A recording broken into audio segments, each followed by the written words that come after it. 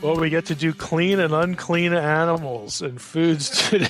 Yeah, I've got some questions about this one, so I'll be anxious to hear what you have to say. Yeah, this is something that doesn't have a neat explanation, but I'm going to basically go through the sort of the explanations you'll run into in the academic literature and how they're argued and some of the problems associated with them. And again, my own sort of response to this is that, hey, if one explanation doesn't work for everything, maybe the right thing to do would just be to say, well, maybe it's a little bit of, a couple of these things that, is behind this. Is there some rule in Bible interpretation for Leviticus 11 that says we have to have one unifying theory? Why can't the rules emerge out of a couple of ideas? So again, that's the way I'm going to approach the topic. But Leviticus 11, again, I'm not going to read through all of this about the clean and the unclean and the cloven hooves and the bald locusts and all this kind of Mike, stuff. I just got one last thing. As long as you make these ideas are kosher. Yeah, there you go. I just had to get that in there. You just had to do that. Yeah, that's great.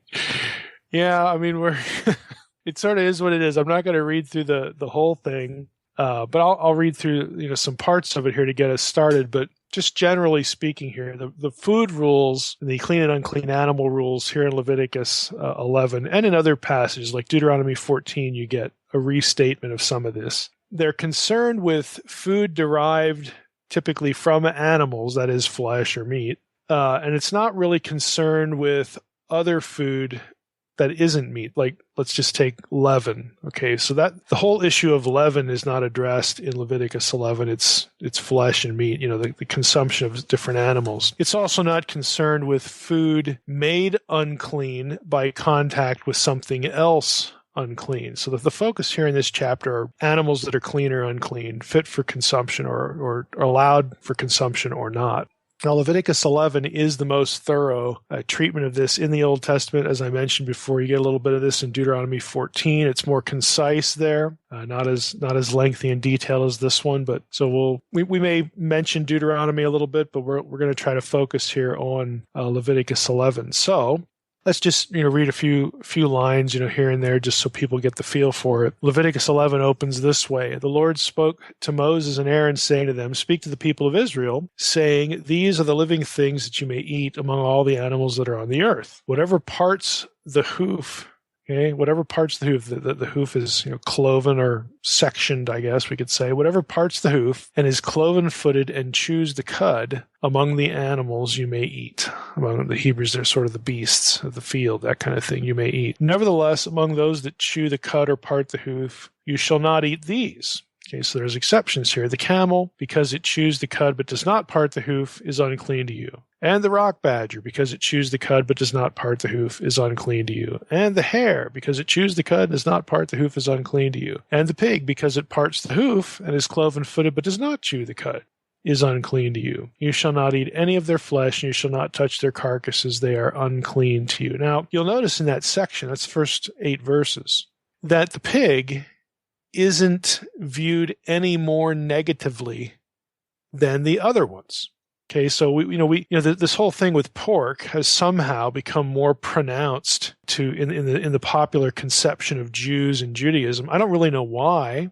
There might be a clue in terms of antiquity why this was the case. We'll get to that a little bit later. But even that again is going to have problems, as we'll see. But the news flash here to start with is that pork is not specifically singled out as more abominable than these other things that are forbidden. The pigs are right in there with the list of these animals that both conditions have to be met: cloven-footed and chew the cud. So again, there's no special abhorrence right there in that section. So then it goes on to these you may eat that are in the waters. Okay, whatever in the waters has fins and scales, whether in the seas or the rivers you may eat. But anything in the seas or the rivers that does not have fins and scales, or of the swarming creatures in the waters, or the living creatures that are in the waters, is detestable to you. So this is how the whole chapter goes through. I think most people who have attempted to read Leviticus have run into this, or maybe culturally, again, just the familiarity with Judaism, either through friends or TV or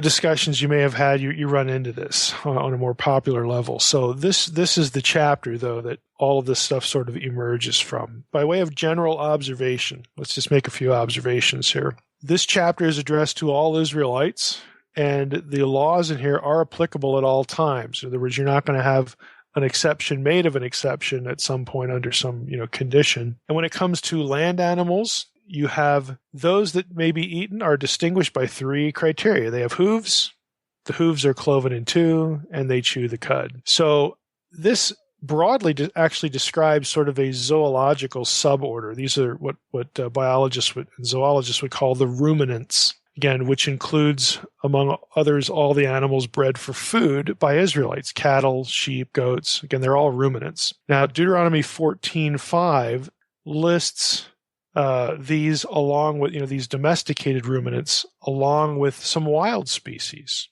that are also ruminants and also acceptable: deer and the gazelle. But other large animals, again, that don't meet these criteria are forbidden. And specifically, you have certain animals, of course, including the pig, but not exclusive to the pig, which are said to either chew the cud or have cloven hooves, but not both. So you need all of the conditions. Now, one note here, the expression chew the cud implies, again, this is a good example of, again, that Scripture's not doing science. The quote-unquote science in it is based upon the language of experience, phenomenological language. The expression to chew the cud implies that these animals have multiple stomachs, which the ruminants would. But that's actually inaccurate when it comes to the rock badger and the hare or the rabbit, which are forbidden. They're not true ruminants. So again, this would be a scientifically incorrect statement if the point was science, if the point was actually to observe the ruminant class and determine that class by multiple stomachs, because that's technically what chewing the cud has to have. Again, but this is not a scientific statement. It's based upon the appearance. And in this case, with the rock badger and the hare, they give the appearance of chewing their food for a long time, like a ruminant would, but they actually don't. But they're still, unclean anyway, even though they're classified like ruminants are. They're still unclean because they lack a cloven hoof. But again, it's just another example of non-scientific, scientifically imprecise language that, in my mind, that's fine because, again, we let Scripture be what it is. We let the Bible be what it is. This sort of description is very clearly based on visual observation and not something, more scientific. When it gets to creatures of the water,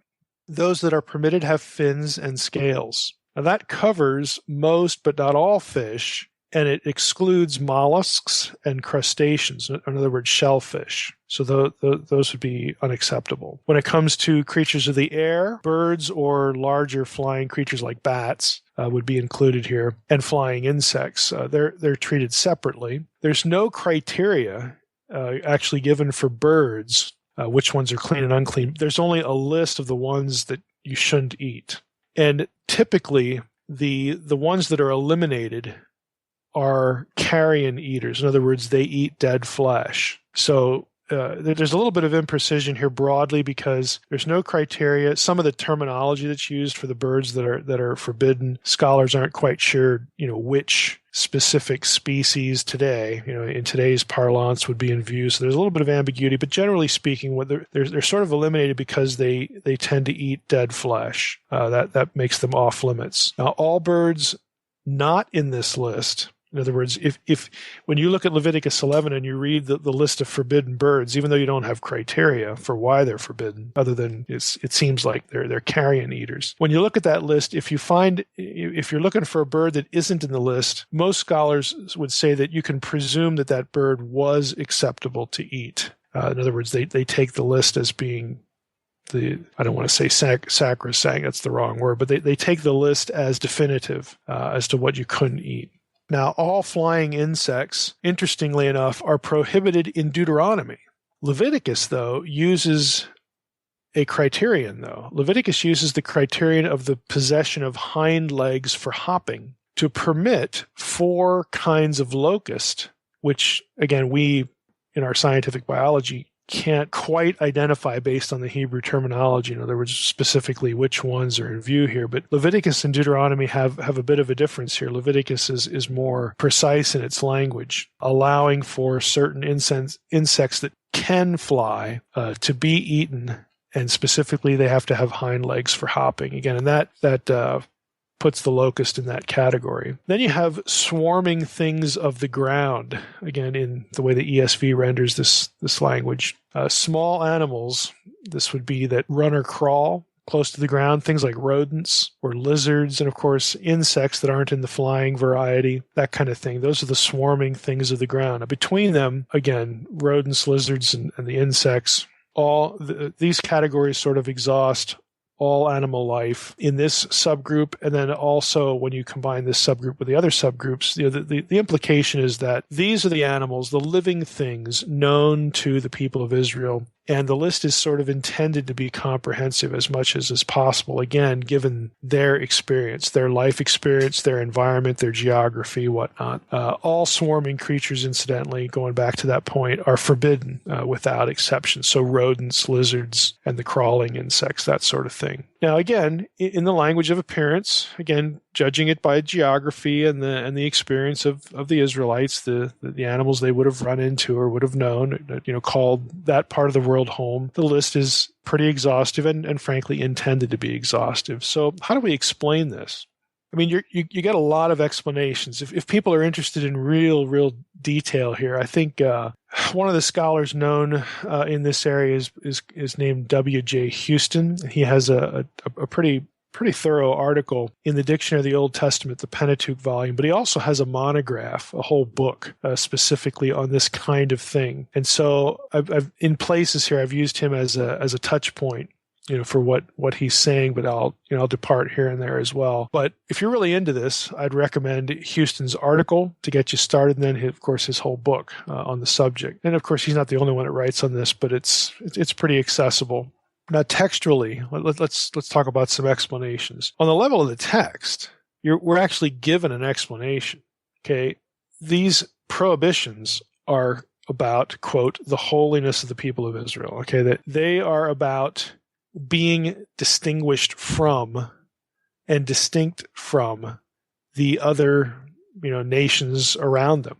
Okay, they are down. You go down all the way to the end of Leviticus 11. It says in verse 43, you shall not make yourselves detestable, okay, with any swarming thing that swarms. You shall not defile yourselves with them and become unclean through them. Verse 44, for I am the Lord your God. Consecrate yourselves. Again, that's the lemma for holiness. Okay, Kadash. Make yourself holy, sanctify yourselves, consecrate yourselves, therefore, and be holy. For I am holy. You shall not defile yourselves with any swarming thing that crawls on the ground. For I am the Lord, who brought you up out of the land of Egypt to be your God. You shall therefore be holy, for I am holy. Verse 47. I'll have to read verse 46. We'll just read it in context here. This is the law about beast and bird and every living creature that moves through the waters and every creature that swarms on the ground, to make a distinction between the unclean and clean, and between the living creature that may be eaten and the living creature that may not be eaten. So you get to the end of the chapter, and it's about being set apart. It's about being sanctified or consecrated. Again, if you think back in Leviticus, the consecration talk, the sanctification talk, the holiness talk, and we've had in previous episodes, is about the easiest place to see it is in sacred space. There are things that are sanctified because they are only to be used in the service for Yahweh by the priests. And there's only certain people that can do that. They are sanctified. They are set apart, again, for that duty. And there's only certain places where these things happen. Sacred space. The space has to be, quote, sanctified. The verbiage is always the same, whether it's a person, an object, or a place. And here you get, with reference to the Israelites collectively, that you observe these clean and unclean laws about food. Why? To make yourself sanctified, set apart for Yahweh, marked as people of Yahweh, as opposed to people of other gods, people of other nations. So that's the textual rationale. That's pretty clear. What isn't clear is how our holiness, how is this sanctified idea and purity connected with diet? I mean, why food? What's the rationale here? Now, according to Deuteronomy 14, again, the parallel passage, the more concise version of this listing, that verse adds an interesting detail. It says, you shall not eat any abomination. So in other words, Yahweh's people are not to eat things that were considered abominable, things that were considered disgusting. But of course, the problem with that is that implies some pre-existing sense of what is disgusting, specifically to eat. So now I want you to hang on to this idea, because here's the point with this, and I'm going to return to this at the end when we go through all these different theories. At least part of the rationale for how diet is connected with being set apart has to do with culture. It has to do with a people's opinion collectively in Semitic culture that they already have. In other words, their opinion about what is abhorrent to eat is not given to them by God. Not, you don't get some sort of mental zap that, oh, yesterday I used to like bacon and today I hate it. Today I think it's abominable. No, there are parts of this that are already within, again, the cultural context of what people think is disgusting to eat. So that's at least part of the rationale. It's a cultural thing. It's a Semitic thing. It's a second millennium BC, Semitic, Eastern Mediterranean kind of thing. It's part of their world, part of their worldview, part of their frame of reference. So that's at least part of the explanation. But let's go through again some of the approaches to answering this question. How is sanctification, how is this holiness thing connected to diet? These are theories that you're bound to run into if you do any serious reading on the subject. So the first one we should sort of get out of the way right away, that is probably in the mind of many listeners, is what we'll call the hygienic theory. Now, again, this is the idea that, well, the things that are prohibited here are prohibited because of some hygienic reason. Either the food that is pointed out is not good for you, it'll make you sick, it carries parasites, or something like that, or it doesn't cook well. In other words, there's this hygienic / medical rationale, and I've heard this a lot. Again, sort of assuming that God is he's the great nutritionist in the sky, or the great biologist in the sky. He's the great microbiologist in the sky, and of course God knows all these things. But the whole point of it, and why I'm putting it that way, is that God is sort of dispensing, without even the Israelites knowing it, dispensing advanced medical knowledge, that they alone had, and that's what part of what made them distinct, and this is why they did it. And also, it's used to argue this. That's also why we shouldn't eat these things, because there's this intrinsic hygienic point to all of it. Now, this notion goes back at least to Maimonides, as a famous Jewish thinker, philosopher, writer in the 12th century AD. He mentions this, so it's not a new idea. It's not an idea that popped up just with modern knowledge of germs and microbial life and all that kind of thing. It's older than that. Again, in the modern form, people like to point to the dangers of inadequately cooking pork and shellfish and how this can harm you. And the theory suffers from some sort of obvious inconsistencies and shortcomings. The theory doesn't really make medical or hygienic sense because all animal species can carry parasites that make their flesh dangerous when not properly cooked. Every one of them. Okay, an egg, all right, can harm you if it's not properly cooked. It's not consistent to just say that these specific species, these specific animals, have some sort of hygienic risk that God knew about and was magically transmitting this knowledge to the ancient Israelites. And boy, weren't they advanced without even knowing it, and we should obey these laws because of the same thing. Again, it's not consistent because every flesh, everything you could eat that's an animal species can carry parasites that would be dangerous if you don't cook it properly. Every one of them. The other problem is there's really no notion in the Old Testament of any sort of public health program or public health sort of consciousness in other areas. You could look at some other things that make you sick. Is there a rule, about not just washing your hands before you eat? Okay, is there a law, about that, and using a certain thing to make sure that the microbes are off your hands? Water's not just adequate. Doctors tell us this today. Microbiologists tell us this today. Water alone is not adequate. You need a cleansing agent that kills germs. Well, then, why don't we read that kind of stuff in the Old Testament about washing not being adequate and having something more quote unquote secretly scientific that actually takes care of that problem? You just don't have things like that. Drinking out of the same cup.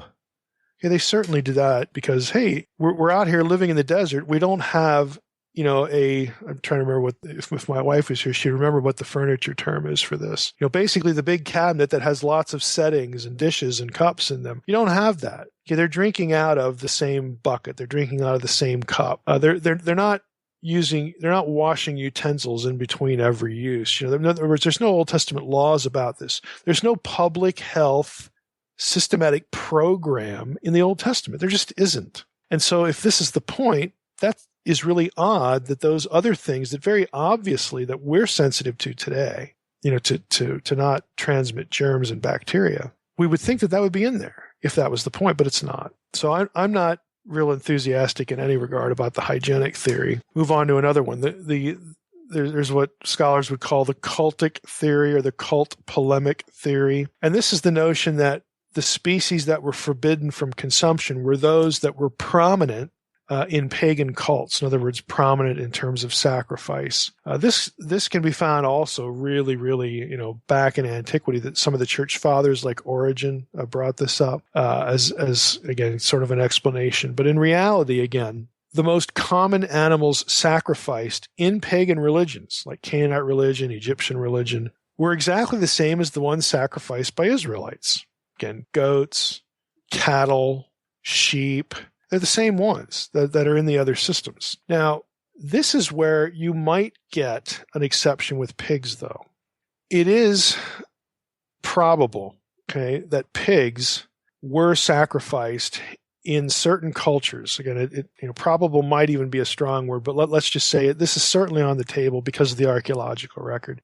It's somewhat likely that pigs were sacrificed in certain rituals carried out in honor of underworld deities. In other cultures that would have been particularly forbidden or icky, repugnant to followers of Yahweh. That is a possibility. And it's not so much the case with other unclean species. So again, you can't say that all of the unclean species are unclean because pagans offered them. They're not offering mice, the rodents. They're not offering fish that don't have scales. But the pig, again, seems to be at issue, again, because of the archaeological record. You will find references to sacrificing pigs in ancient Near Eastern literature, in other ritual acts of other religions, whereas, of course, in Israel, you don't find that. So there might be something to this. Pig bones, again, have been found in pits, in pre-Israelite sites in Canaan, again, before the Israelites got there, that, again, maybe the Canaanites offered pigs because apparently they were just offered and not eaten, or, there is some archaeological testimony to pigs being ritually slain in this part of the world. So that might, again, be a rationale for them, but it certainly doesn't work with the whole list of the forbidden species. That you just can't make work. And even with that, you can't say that there's any direct evidence that pig sacrifices occurred with any regularity in other religions, in ancient Near Eastern religions. They do occur. There are scant references to it, but they weren't apparently, as far as the textual record we have from these other cultures and their rituals, and there are lots of those texts. You can't look at that material and say this was a routine offering. A pig was a routine offering, because it wasn't. It was very occasional, but at least it does happen. Now, I've read here, and again, this is actually from Houston's book, not his article, but he talks about an archaeological site in southeast Spain that was affiliated with Punic and Phoenician people, again, which of course are, the northern part of the coast, or the Holy Land, the Phoenicians. There was a crematorium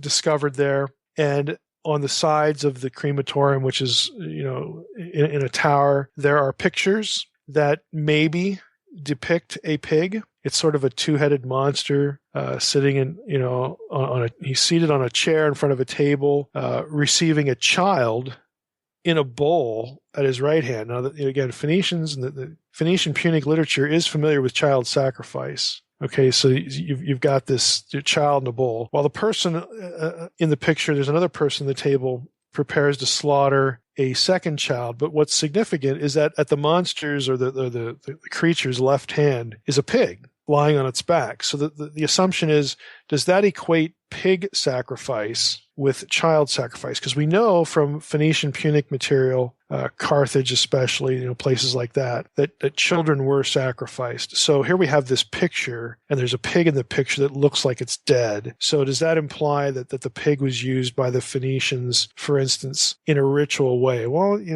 it might. You could certainly build an argument on that. But again, the question is, were they the only ones? Did they do it with mice? Did they do it with fish that were unclean? Did they do it with, other, hares and, other ruminants that weren't really ruminant? I mean, you just can't make that argument. You can't say that all of the prohibited animals are prohibited because they're part of some cult, non-Yahweh cult.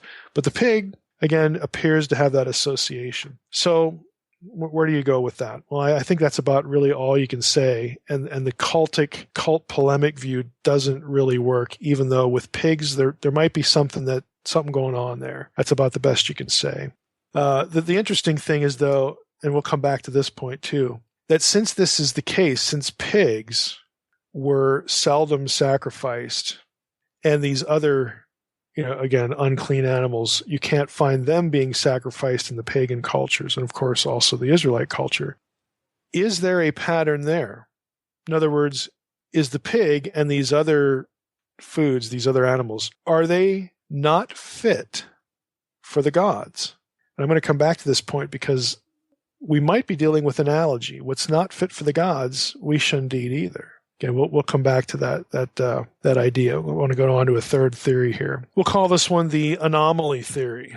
And this is the idea, and again, this is largely based on the work of an anthropologist named Mary Douglas. You will see Mary Douglas quoted all the time when it comes to Leviticus. Now, what you need to realize, though, is that Mary Douglas changed her position on certain aspects that really... if you're dealing with a commentary on Leviticus that quotes Mary Douglas and it's written, it's not written in the last, 15, 20 years. I'm not sure she's alive still. She may be. But chances are your information is out of date, and Douglas herself would actually disagree with something she wrote earlier. On my blog, I made reference to a book by Jonathan Clowens on purity and impurity, and he deals extensively with Douglas in that book, and he goes through her sort of the evolution of her thinking, the evolution of her views on purity and impurity, and he does a good job of saying and showing, well, here's what she used to think, here's what she thinks now, and that kind of thing. But that's a more recent book. A lot of the commentaries that pastors are going to use on Leviticus are much earlier, and they would, if they quote Douglas, and they're bound to, the information might be out of date and something that she'd actually deny now. But her general theory was about anomalies. And I'm going to quote here from Houston to explain her view. Quote, "What accounts for the way in which permitted and forbidden animals are distinguished?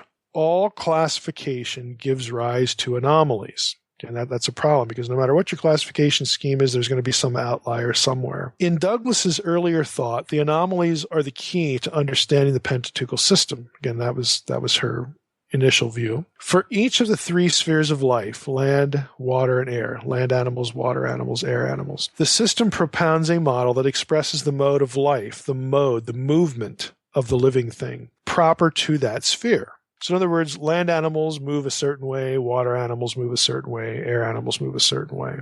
While the criteria of cleanness in beasts are derived from the animals that the Israelites actually kept for food and sacrifice. So you've got the way an animal moves, the way it transports itself, and again, you have this issue of what was sort of normally at hand in food and sacrifice. So Houston, again, talking about Douglas, continues. He says, "Animals that fail to conform to the model are rejected, and the most emphatic rejection applies to the species that threaten the classification system by overlapping its boundaries." He gives an example. The four animals of Leviticus 11, 4 through 8. It's where you get the rock badger, the hare, and all that stuff. Defy the classification, in some way. Again, they overlap the boundary because they're good in one way and they're bad in another. So they're rejected because you have to have the whole system intact. He says, or Douglas would say that animals defy the classification altogether.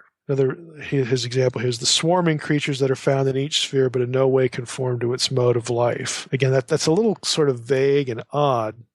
But basically what Douglas was saying is, look, in each sphere of being, land, water, and air, most animals propel themselves a certain way, have the same set of characteristics, but yet there are animals in each of those spheres that lack something, or that don't quite do something the way most of the other ones do. They are outliers. They are misfits. Okay, if I could use that term. They don't fit completely in their category. And so Douglas is reasoning that there's something about the unclean animals that to the Israelites made them misfits in whatever group they belong to. And this is how she was arguing about how certain animals were excluded. Houston continues. He says, however, as Douglas later came to recognize, there is nothing to indicate any special degree of abhorrence for the groups she had singled out as anomalous, or for the forbidden animals in general. Moreover, to find the source of the concept of unclean or unacceptable animals in the system of classification itself is circular reasoning. There is, for example, no reason why water creatures should have scales except that others are defined as unacceptable. But that's just what we're trying to explain, he says. Wherever classifying criteria are given in the law, they serve to identify animals already regarded as acceptable or not. This is shown by the case of the birds, where the task of finding criteria is left to the rabbinic period. I mean, there is, as we mentioned a few minutes ago, there is no criteria.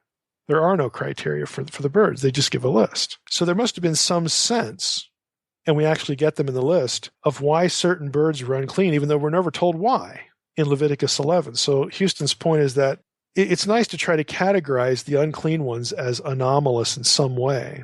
But especially when you get to the birds, you're not told what that way is, and that tells you, that proves that there's some sort of underlying cultural thing going on here that for whatever reason, because the anomaly with those birds is not really observable. Maybe, at least some of them for sure are carrion eaters. Maybe that was the logic, but guess what? We could say that, these birds are excluded because they ate dead flesh. You know what? Wouldn't it be nice if that was specifically, spelled out, in all cases? Again, wouldn't it be nice if that was just a little clearer? Well, yeah, that would be nice, but it's not. So again, what he's saying is that there's something else going on here other than, the way an animal propels itself or that it's a misfit in some way against all the other ones. There's something cultural here as well. Let's go to another view, and this will be the one I conclude with, and then I'll sort of give my spin on this, my take on the whole thing. Let's call this one the analogy approach. So again, another attempted explanation for what the rationale is. Now, some scholars have suggested that the clean beasts in Israel were based on the paradigm of sacrificial animals. In other words, the table, a person's table, the average Israelite's table, is in some way being viewed as parallel to the Lord's altar. In other words, if the animal could be sacrificed, put on God's table, it could also be eaten on your table. So there's an analogy going on there. And this, again, can dovetail with at least the pig thing. There's scant evidence of pigs being sacrificed. But again, where this analogy sort of works with the pig, well, the pigs are never sacrificed in the Levitical system. Therefore, that's why pigs aren't to be eaten by normal people. Whatever's good for God is good for us. Well, that works with the pig in theory, again, because other nations occasionally sacrifice pigs. So, maybe there's something going on there. But again, you don't have that said of the other forbidden species in other texts. In ancient Near Eastern cultures in Israel, okay, they didn't sacrifice pigs. I got it. Or at least it's very rare in ancient Near Eastern cultures. But while ancient Near Eastern people did eat animals not sacrificed to their deities, they did eat pigs. Egyptians ate pigs. Canaanites ate pigs, so that the analogy breaks down there. But you could say, well, maybe the Israelites were just more consistent.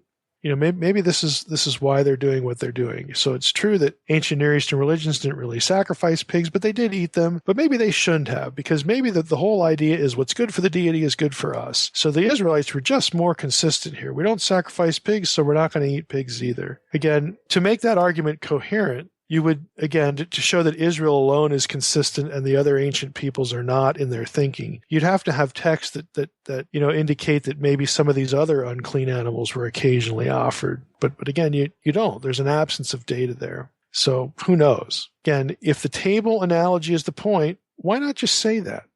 Wouldn't that be nice if there was just a verse that says, hey, here's why thou shalt not eat these animals. Here's why thou shalt consider them unclean, because the Lord doesn't want to eat them in sacrifices, because the Lord doesn't want them sacrificed. Well, then you'd have it. Then this analogy, the analogy approach would make sense. Why not just say that? But of course, the text doesn't say that. And again, you also have a little bit of circular reasoning here. If the table analogy seems circular, it kind of is. It sounds that way because it is.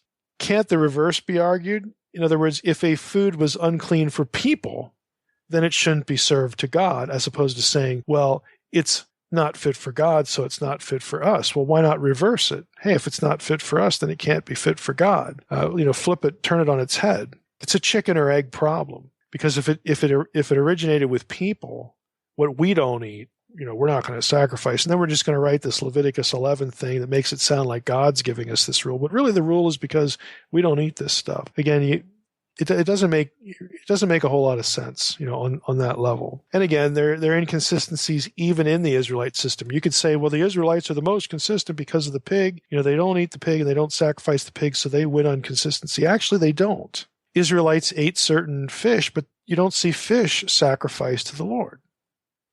Even acceptable fish aren't sacrificed to the Lord. So it's really not consistent. Again, there's really not a complete analogy here. And then you have the camel. The camel was a domesticated ruminant, but it was eliminated because it didn't, divide the hoof. You just have, no matter what theory you have, all of the data, all of the prohibitions and exceptions cannot really be explained by one approach.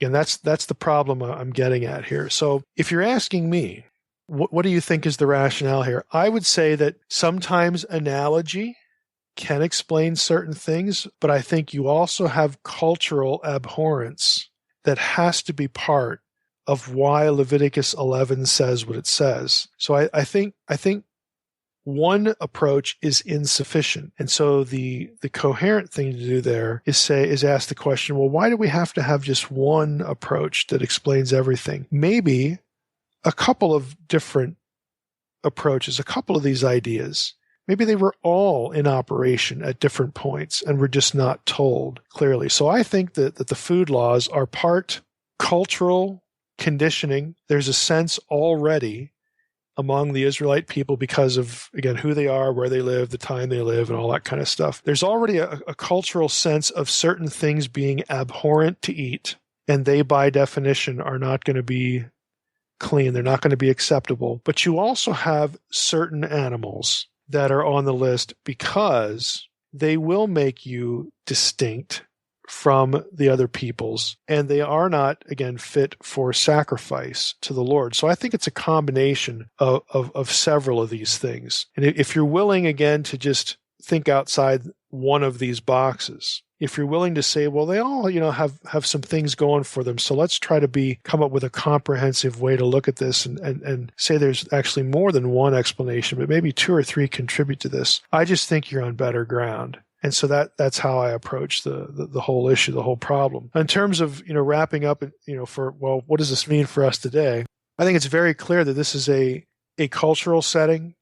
This is Israelite. This is Semitic culture. This is the ancient Near East, the ancient Eastern Mediterranean. Okay, that kind of thing. At least part of Leviticus 11 needs that culture to make sense.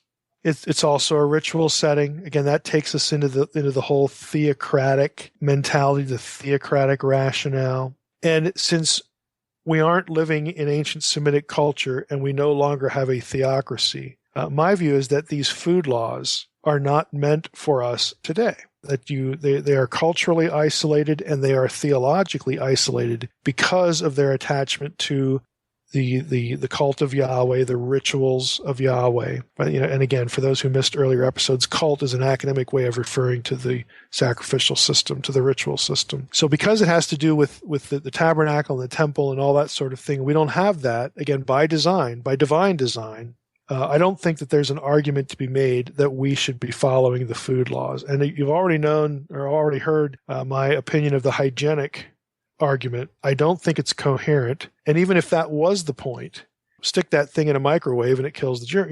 You could get around it if that was the point. But I don't think from the get-go that's the point, because every animal, even the good ones, even the ones that were clean, can have the same problem. bacteria and so on and so forth, and disease and whatnot. So I don't think that's coherent at all. So I think, again, this is a good example of, look, why would we want to revert in our theology, in our theological way of life? The way we live our lives driven by things we believe. That's what I mean, the way our theology, propels our life. Why would we want to go back to a system that very clearly in the book of Acts we were liberated from? And again, liberated might be the wrong word. It might be a harsh word. It makes it sound bad. And I don't mean to convey that thought, because the Old Testament system wasn't bad. But in the sense of, now we're not bound to geography, to ethnicity, to culture. The gospel and our position as being the temple. We are the temple. These things, those truths transcend all these other things. The binding culture, the ritual setting. Where we're at today transcends all that. So rather than have this romanticized notion of, oh, I wish we could do Jewish things and, with the food laws. Again, if you want to do that, that's your privilege, but don't attach theology to it that contradicts clear New Testament theology. In other words, treat it as a preference. It might be a good preference. It's fine if it's a preference, but let people know that this is a preference for you. It's not a theological statement, and you're not going to try to bend the New Testament to conform to your preference. Again, I think that's a simple sort of rule of thumb. If you want to follow the food laws, have at it. Go ahead. But again, theologically, do not bend the New Testament to your will, to your preference. Okay, Mike. Well, I think you've answered most of my questions that I had, so that's good. Cleanliness is next to godliness, and speaking of that, you got two good zingers. Yeah, there you go. That's my role. That's the role that I play here on the show. Okay. In verse 35, whether oven or stove, it shall be broken in pieces, talking about the carcasses of mice or whatnot that touches it, they have to actually be broken. So do modern day Jews still live by this? I mean, if they find a carcass under their stove, do they literally throw it out? Not to my knowledge. This would actually make interesting reading.